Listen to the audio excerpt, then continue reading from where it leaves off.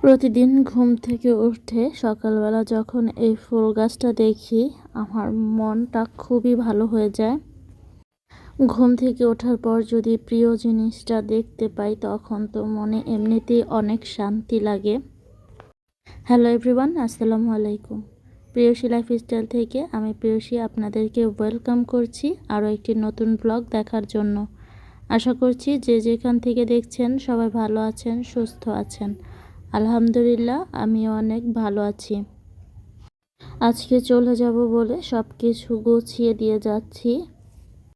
এরপরে তো আর গোছানোর জন্য আমি থাকবো না, সবটা আমার মাকে একাই সামলাতে হবে। তো আজকের ওয়েদারটা অনেক মেঘলা ছিল। ঘুম থেকে উঠে যখন বারান্দায় গিয়ে দাঁড়ালাম গাছটার সামনে, মেঘলা ওয়েদার তো আমার এমনিতেই খুব ভালো লাগে। তার উপরে ফুল গাছটা দেখে আরও মনটা শান্ত হয়ে গেল।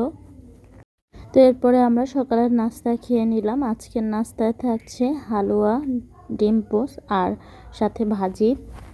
তো নাস্তা খাওয়া শেষ করে আমি কালকে যে পর্দাগুলো ধুয়ে দিলাম, এরপরে আবার নতুন পর্দা লাগিয়ে দিচ্ছি।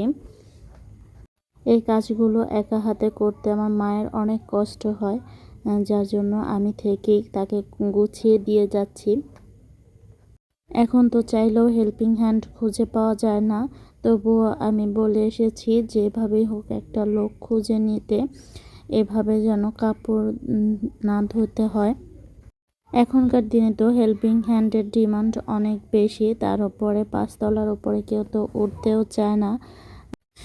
যদিও 2-1জন পাওয়া যায় খুব অপরিচিত, তো তাদেরকে রাখতেও ভয় লাগছে, কেননা আজকালকার দিনটা তো বেশি ভালো না, কাউকে বিশ্বাস করতেও ভয় হয়। যাই হোক, কিছু করার নেই, হেল্প নিতে হলে তো অপরিচিত মানুষকেই বিশ্বাস করতে হবে।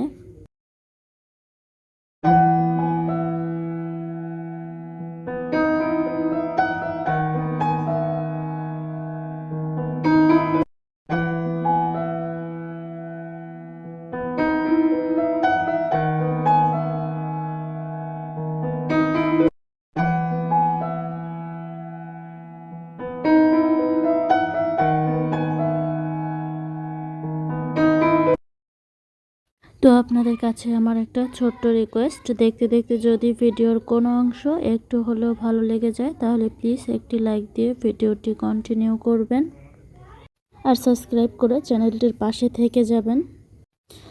তো এটা হচ্ছে দুপুরবেলা, আম কেটে নিচ্ছি, সবাই একসাথে বসে খাবো।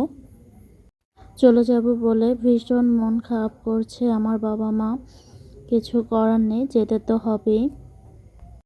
আমারও ভীষণ মন খারাপ হচ্ছে, কারণ এইবার অনেক দিন থেকেছি তাদের সাথে, তাদের জন্য খুবই খারাপ লাগছে।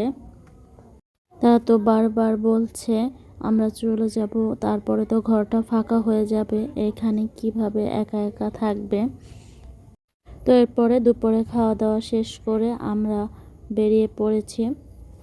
তো আজকের মতো এই পর্যন্তই, সবাই ভালো থাকবেন, আল্লাহ হাফেজ।